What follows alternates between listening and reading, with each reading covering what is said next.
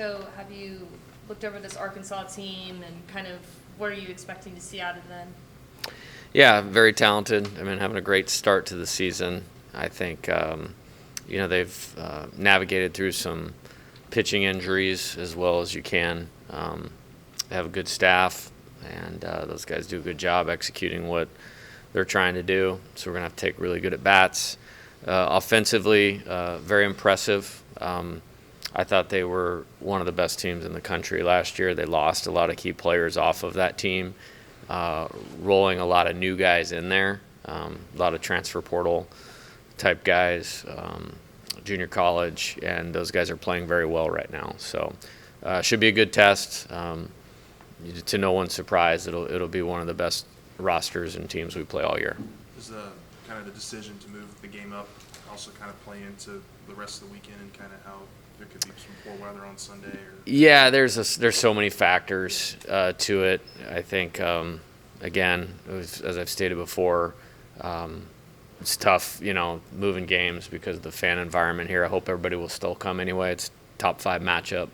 A lot of great players on the field.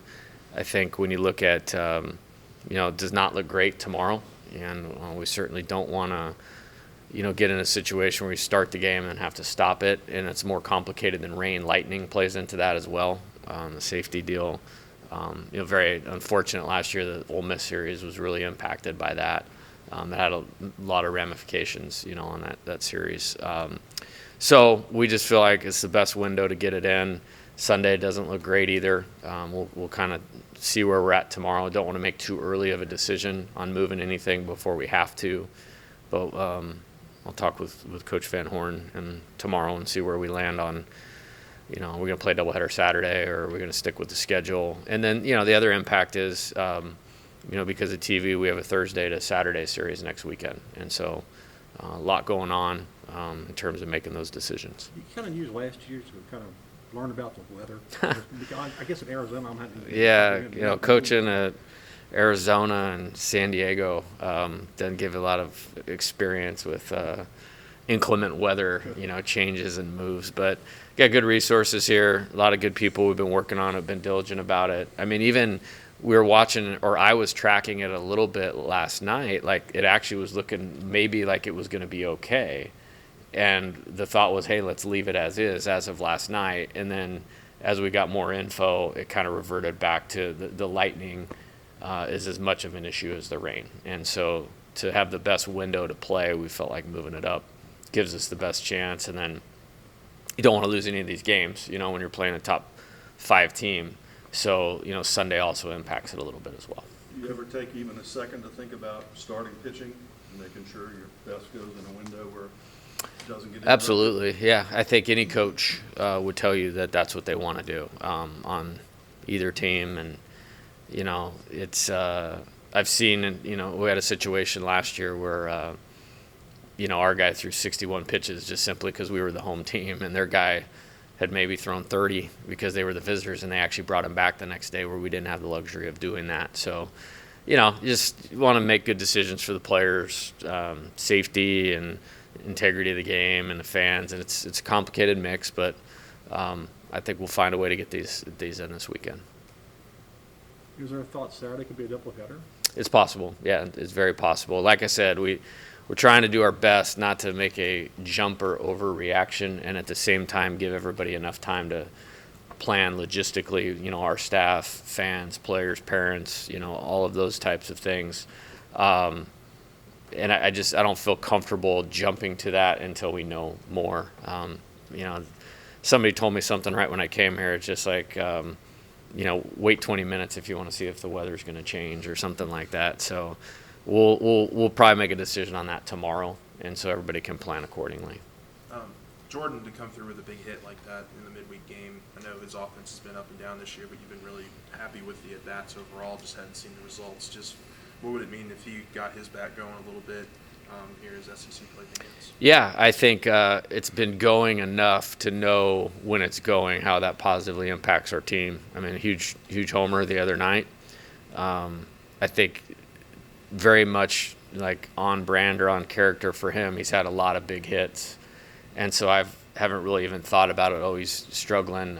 Kind of leading into the season, there was a few things I wanted him to do a little bit better, and I feel like he's met those most of the time. And like I said, when you need a quality at bat or a big hit, he seems to be in the middle of a lot of rallies, and to the point where I couldn't even tell you what he's hitting right now, just because I'm pretty comfortable with who he is and what we're going to get out of him, and I have so much confidence in him as a competitor that, you love seeing him come up to the plate at any time in the game.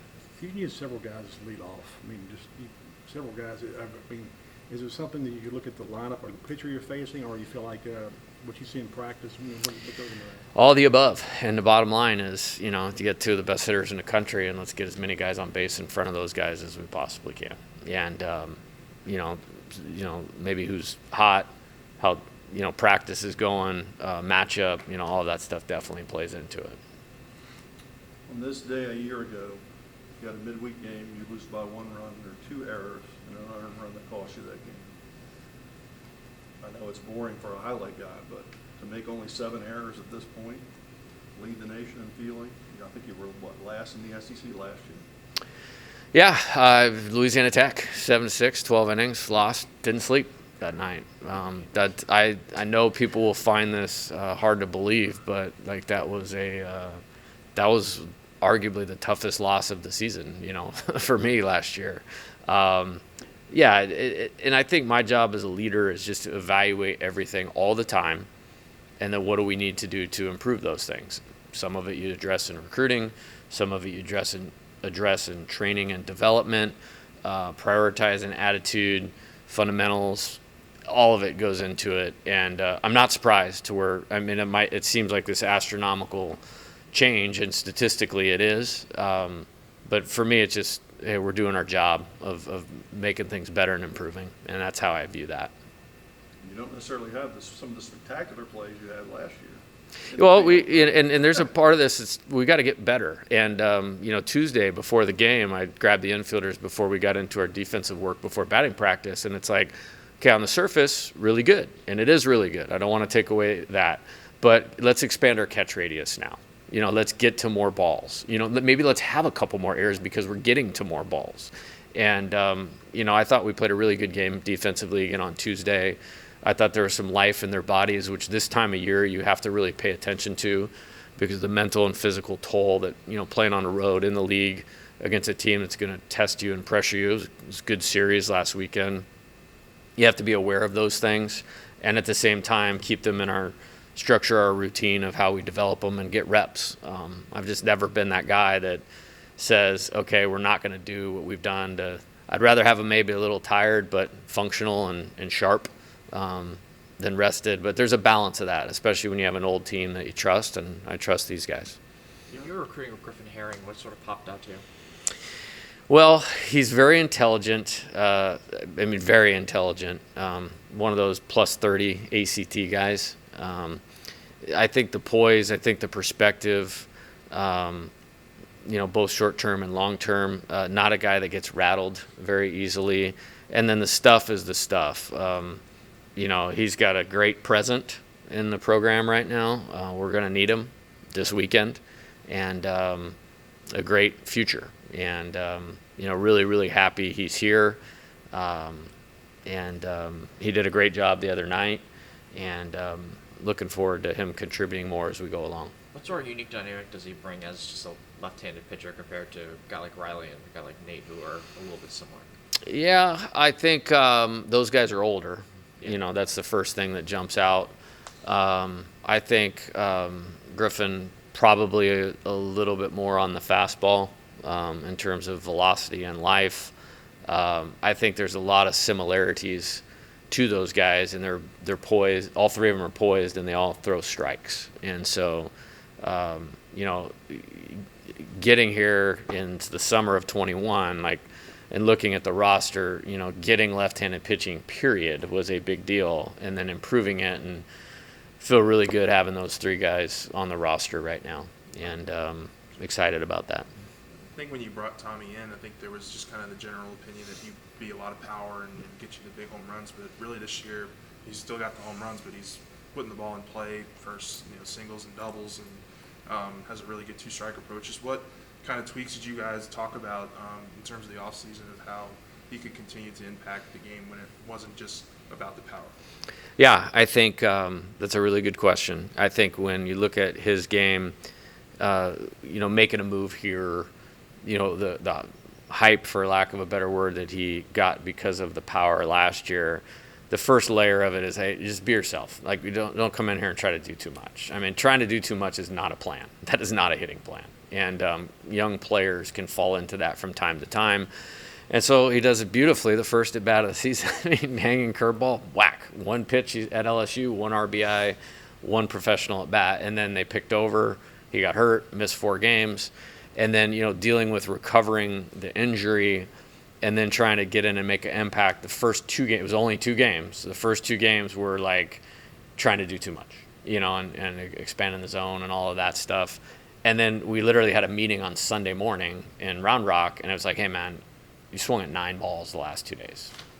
You don't need to do that. Like, you don't need to. And you also need to understand how good you are, and you're going to get pitched differently. And then literally from that game forward, I mean, he's been phenomenal. I think he's hitting like 500, since that game. And really pleased with him. He's really coachable. I think with runners in scoring position, he doesn't try to do too much.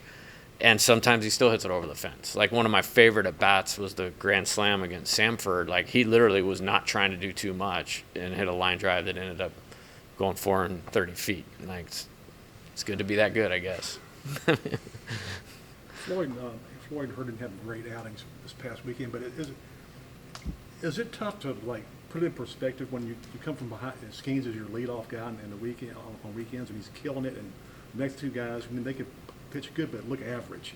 Yeah, I'm fine with those guys pitching on the weekend for us, and they did all right. Like, I think we liked what we could do in that moment on Saturday to keep the game at we were down by 3 or something like that, or no, we took the lead actually. It was 6-4. I didn't want to score 6 and then give up runs right there, and Garrett was a really good matchup right there. Again, got us out of trouble. And then on Sunday, Riley came in and got a double play ball immediately. And to keep the lead at 3 and keep the momentum in our dugout and control of the game. So it wasn't really about Ty or Thatcher, what they did or didn't do. We would have probably been fine allowing them to continue to go. And if they keep us in the game with our offense, they're going to do that pretty much every outing. And they did. And then when they're great, we're going to win games with them not giving up very much. And I still think that's right around the corner. I think a lot of people thought when Christian Little came here he would be a starting pitcher, but he's kind of worked well in his role as a closer or reliever. Like, what makes him more suited for that role right now? Well, I don't think the book is closed on that. I think kind of how things matriculated. We signed him. I went up to watch him pitch. He pitched phenomenal as a starter in the Cape Cod League. And then he pitched again, and then he had some discomfort and we had to take care of his arm for a little bit, so it slowed down his track in the fall and in the early season. His outings last year at Vanderbilt were very, very good out of the bullpen. And so we knew he could do that. And, had a tough start to the spring in terms of our inter squads, but you notice he was the first pitcher we put in of the season out of the bullpen because we knew he's good and we wanted to get him going. That was a great outing. He came in against Southern. That was a great outing. He closed the game at Texas. And then we started him against Lamar. Actually had one more outing in there. We started him against Lamar. He proved he could do that. And then it kind of aligned for this weekend. It's 4-0 game. You got a chance to beat a top 10 team on the road.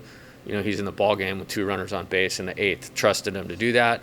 And I think the other day was fine. Like, we didn't win, and obviously that's the goal. But he comes in a really tough spot, and we go strikeout. And, I haven't watched it, but I guess that it was a close call that when it was 1-1 to Case and Wells, that would have tipped the count to 1-2. Now we're 1 pitch away from getting out of that. And then credit to Tucker Kid for getting a hit. So I'm very comfortable with him coming in any spot, and I'm also very comfortable with him starting. And you may see that if that's how this thing materializes. So he's just doing a really good job executing.